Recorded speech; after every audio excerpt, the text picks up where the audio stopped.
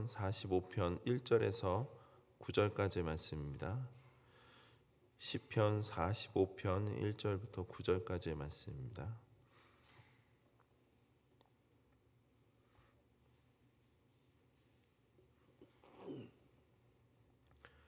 한 절씩 교독하시고 마지막 9절은 함께 합독하도록 하겠습니다. 내 마음이 좋은 말로 왕을 위하여 지은 것을 말하니니 내 혀는 그 솜씨가 뛰어난 서기관의 붓끝과 같도다.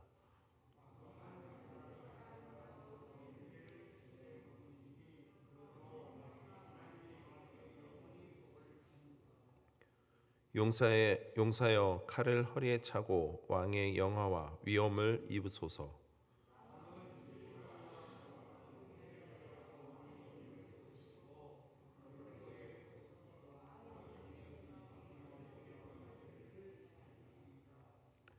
왕의 화살은 날카로운 왕의 원수의 염통을 뚫으니 만민이 왕의 앞에 엎드러지느니도다.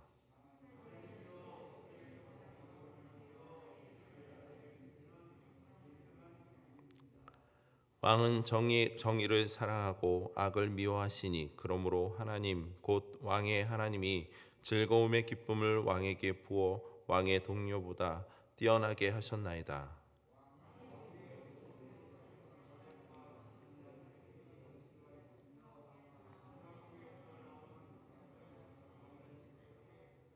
함께 읽겠습니다. 왕이 가까이 하는 여인들 중에는 왕들의 딸이 있으며 왕후는 오빌에 금으로 꾸미고 왕의 오른쪽에 서도다. 아멘. 잠시 기도하겠습니다. 하나님 감사합니다. 오늘 하루의 시작을 또 주의 말씀과 기도로 나아갑니다. 오늘 삶의 현장 속에서도 주님 우리와 늘 함께 동행하여 주시고 우리의 삶이 온전히 하나님 앞에 드려질 수 있도록 우리의 연약함과 우리의 모든 부족함 속에서도 오직 주님만을 의지할 수 있도록 우리의 눈과 귀가 우리의 또 마음과 생각이 오직 하나님 앞에 집중되게 하여 주시옵소서. 우리의 모든 행함 속에 하나님의 의가 온전히 드러날 수 있도록 우리와 늘 함께 하셔서 우리에게 말씀하여 주시옵소서. 감사드리며 예수님의 이름으로 기도드립니다. 아멘.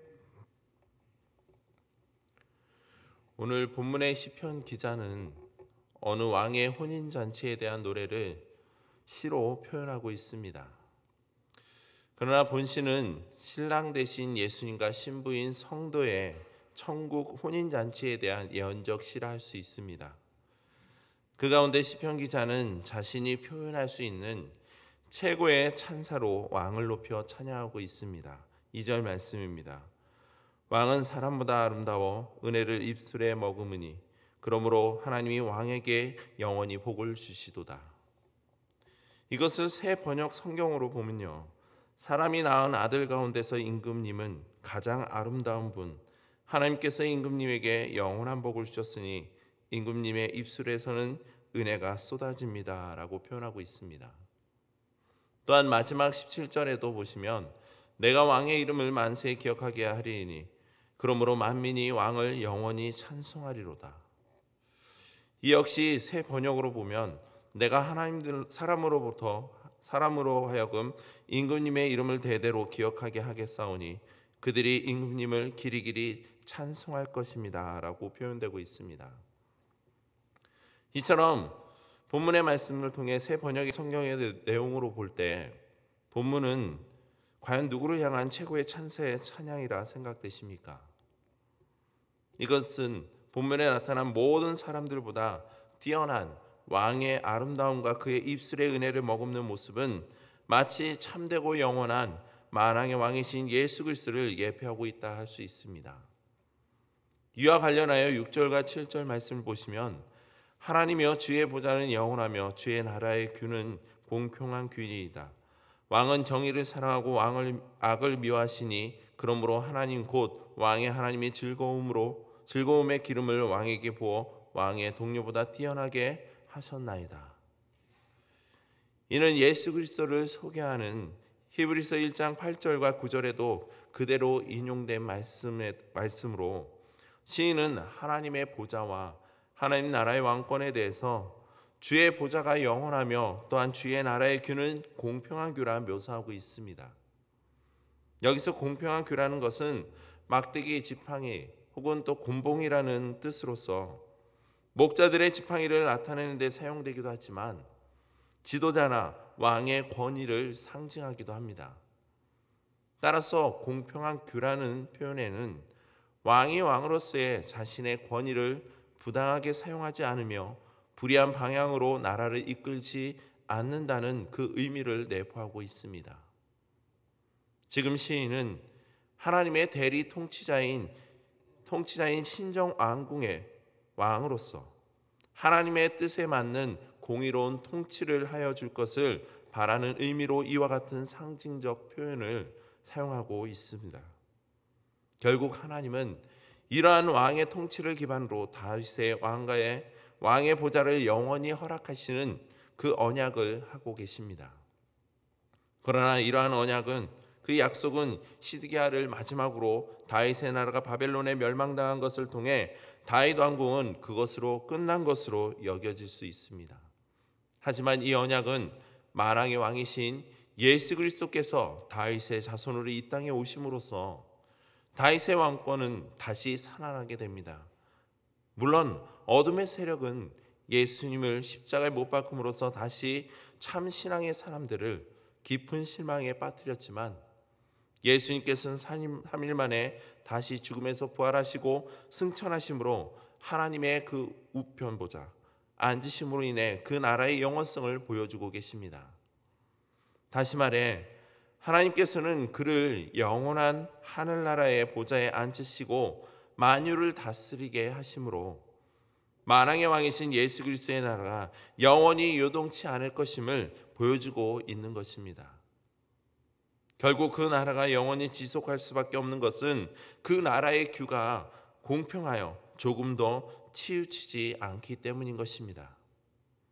그리고 성도들은 이러한 하나님 나라를 믿음으로 소망하며 살아가고 있는 것입니다. 그렇다면 저와 여러분들에게 있어서 하나님의 공의로우신 나라는 어떤 존재라 생각되십니까? 우리의 삶에 있어 어느 정도의 그 비중을 차지하고 있냐는 것입니다. 혹여나 지금 우리는 그 하나님 나라를 등지고 또는 주위를 맴돌며 살아가고 있지는 않은지요.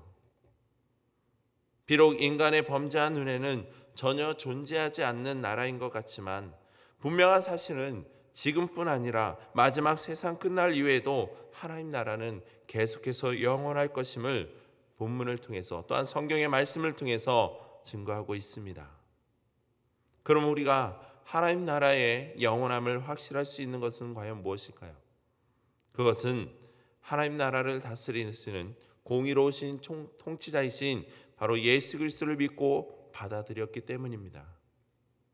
즉 예수 그리스도가 우리의 구원자이시며 만왕의 왕이시며 통치자이시며 공의로우신 분임을 믿기 때문이라는 겁니다.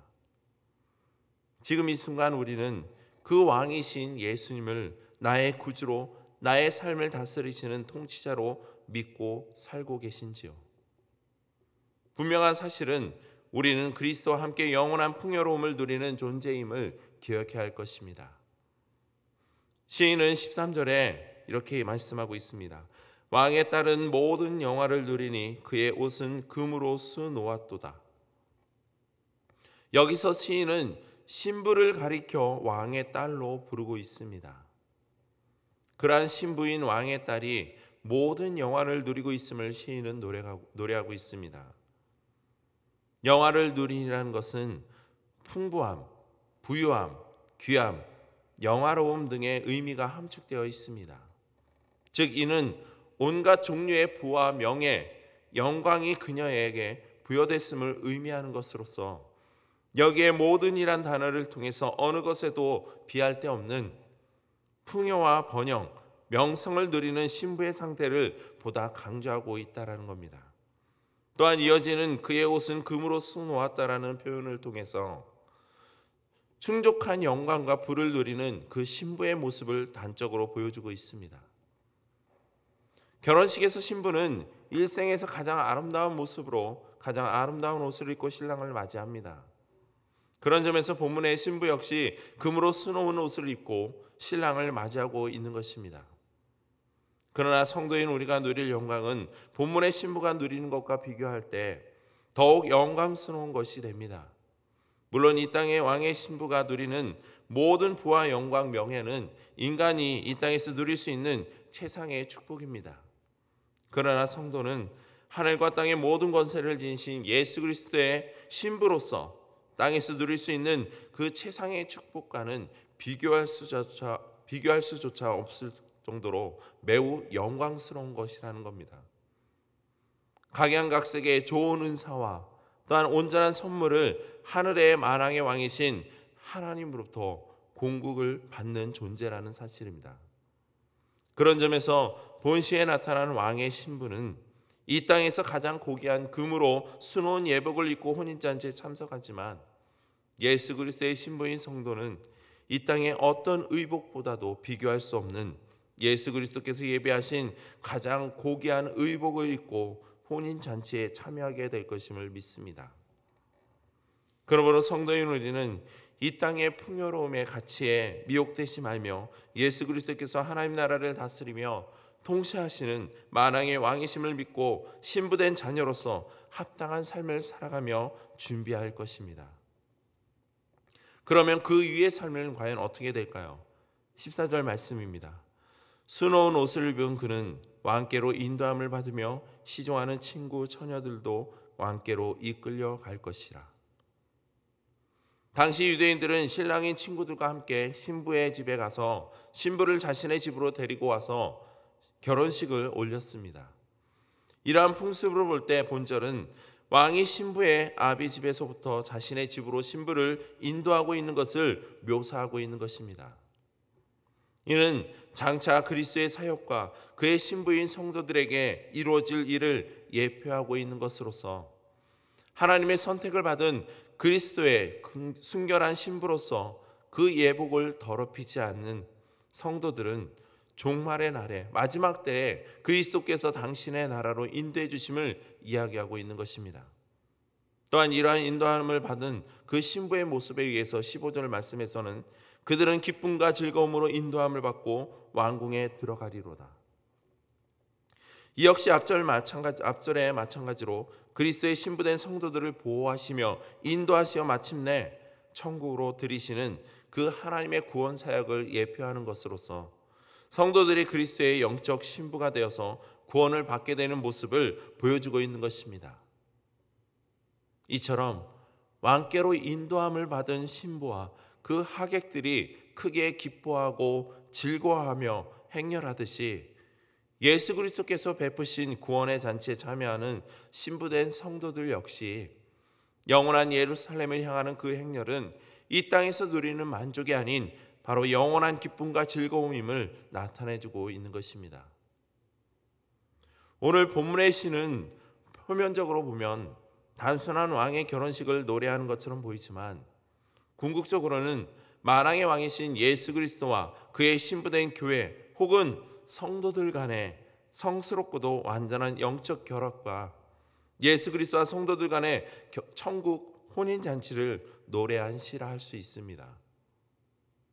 그러므로 성도인 우리는 이 땅 가운데 살아가면서 하나님 나라를 소망하는 마음가짐을 가지고 준비하며 살아가야 합니다. 성경은 그리스도와 성도의 혼인잔치 예식이 장차 그리스도의 나라가 임할 때 그의 나라에서 이루어질 것이라 말씀하고 있습니다. 신랑 되신 예수 그리스도께서는 모든 혼인 예식 준비가 마쳐지면 우리에게로 다시 오셔서 우리를 영접하여 당신의 나라로 올리사 우리와 더불어 어린 양의 혼인잔치를 치르고 또 정식으로 우리를 당신의 아내로 신부로 삼아 주실 줄 믿습니다. 그래야 우리는 그리스도의 나라에서 그리스도와 더불어 영원한 영화를 누리게 될 줄 믿습니다. 또한 그리스도의 신부로서 그리스도의 보좌 우편에 앉아 그리스도와 동일한 영광을 누리게 될 줄 믿습니다. 어찌 보면 지금 우리의 신부는 보잘것없고 여전히 나약한 모습이며 세상에서 많은 어려움을 당하고 있는 삶의 모습입니다.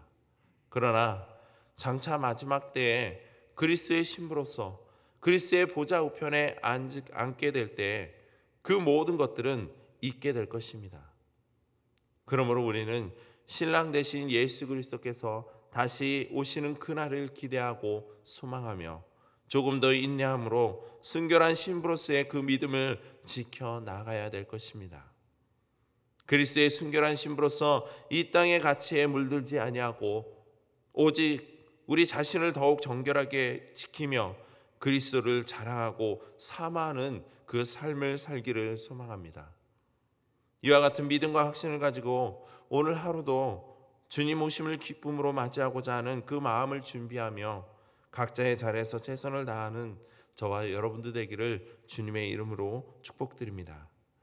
이 시간 기도하실 때 나의 왕이 되시며 신랑 되신 예수 그리스도를 향한 그 마음이 변질되지 않도록 마지막 때 나를 신부로 맞이해 줄 그분을 향한 진실된 믿음과 사랑을 마음에 잘 간직하며 이 땅에 나에게 맡겨진 사명을 잘 감당하며 끝까지 승리할 수 있도록 은혜를 베풀어 달라고 기도하시기 바랍니다. 그리고 계속해서 담력사님의 사역과 또한 건강을 위해서 또 모든 성도님들의 안위와 평안을 위해 무엇보다 영적으로 나약해지지 않도록 주님께서 늘 함께 하셔 새 힘을 부어달라고 기도하시고 이 나라 국민들의 삶의 안녕과 평안을 위해서 또 주님께서 은혜를 베풀어 달라고 기도하시고 마지막으로 앞에 보이시는 기도의 제목들과 또 여러분들